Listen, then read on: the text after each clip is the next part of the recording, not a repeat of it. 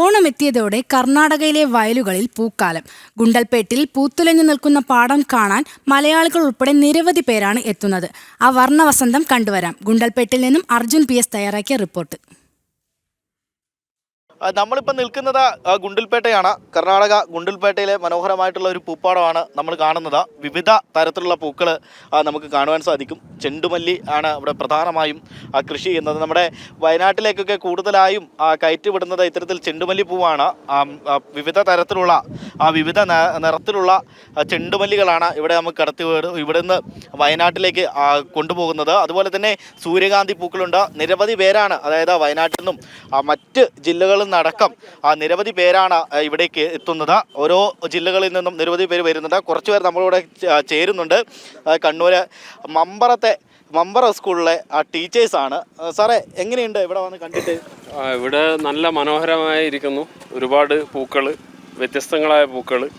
നമ്മൾ ഇവിടെയുള്ള ഈ കാഴ്ചകളും ഈ പൂക്കളെക്കുറിച്ചും ഇവിടെ നടക്കുന്ന ഈ കൃഷികളെക്കുറിച്ചും അറിയാൻ വേണ്ടിയിട്ട് നമ്മളൊക്കെ മമ്പറ UP സ്കൂളിലെ ടീച്ചേഴ്സാണ്.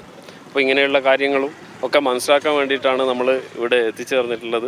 നമ്മളിങ്ങനെ വിവിധങ്ങളായ സ്ഥലങ്ങൾ നമ്മൾ കയറി ഇറങ്ങിക്കൊണ്ടിരിക്കുകയാണ്. അവിടെ വില വ്യത്യാസങ്ങളും പൂക്കളുടെ വെറൈറ്റിയെ ഒക്കെ നമ്മൾ മനസ്സിലാക്കിക്കൊണ്ട് വരികയാണ്. സ്കൂൾ അടച്ചു കഴിയുമ്പോൾ നമുക്കും എന്തെങ്കിലുമൊക്കെ ഒരു എൻജോയ്മെന്റ് വേണ്ടല്ലേ? നമ്മളിത് ആസ്വദിക്കുകയും കൂടാതെ ഇതിൻ്റെ കൃഷികളെക്കുറിച്ച് മനസ്സിലാക്കുകയും ഒക്കെ ചെയ്യുന്നുണ്ട്. കുട്ടികൾക്കും നമുക്ക് സ്കൂളിലൊക്കെ ഇപ്പോൾ ഇങ്ങനെയുള്ള കൃഷികളും പൂന്തോട്ടങ്ങളും പിന്നെ ഒക്കെ ഉണ്ടല്ലോ. അപ്പോൾ അതിൻ്റെ ഭാഗമായിട്ട് നമുക്ക് എന്തൊക്കെ ചെയ്യാൻ പറ്റും എന്നുള്ളതും കൂടി നമ്മൾ അന്വേഷിക്കുന്നുണ്ട്. അതിൽ തന്നെ ഇവിടെ വന്നിട്ട് പൂക്കളൊക്കെ മേടിച്ചു എങ്ങനെയാണ്? പൂക്കളൊക്കെ അത്യാവശ്യം വാങ്ങിയിട്ടുണ്ട്.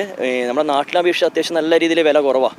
ഒരു കിലോക്ക് 30 മുതൽ സ്റ്റാർട്ട് ചെയ്യുന്നുണ്ട്. നമ്മുടെ നാട്ടിലൊക്കെ ആണെങ്കിൽ ഒരു 120-200 റേഞ്ചൊക്കെ ഉള്ള പൂക്കൾ ഒരു 30-40 രൂപക്കൊക്കെ കിട്ടുന്നുണ്ട്. ഈ കാലാവസ്ഥാപരമായിട്ട് നമുക്ക് ഈ കണ്ണൂരിലേക്ക് അത് ബാധിച്ചിട്ടുണ്ട് ഈ പൂക്കളുടെ കൃഷി? നാട്ടിലൊക്കെ അത്യാവശ്യം നല്ല രീതിയിലൊക്കെ മഴ നടക്കുന്നുണ്ട്. പക്ഷേ ഇവിടെ വലിയൊരു പ്രശ്നമില്ല. ഇന്നത്തെ ഒരു ദിവസം നല്ലൊരു കാലാവസ്ഥയാണ്.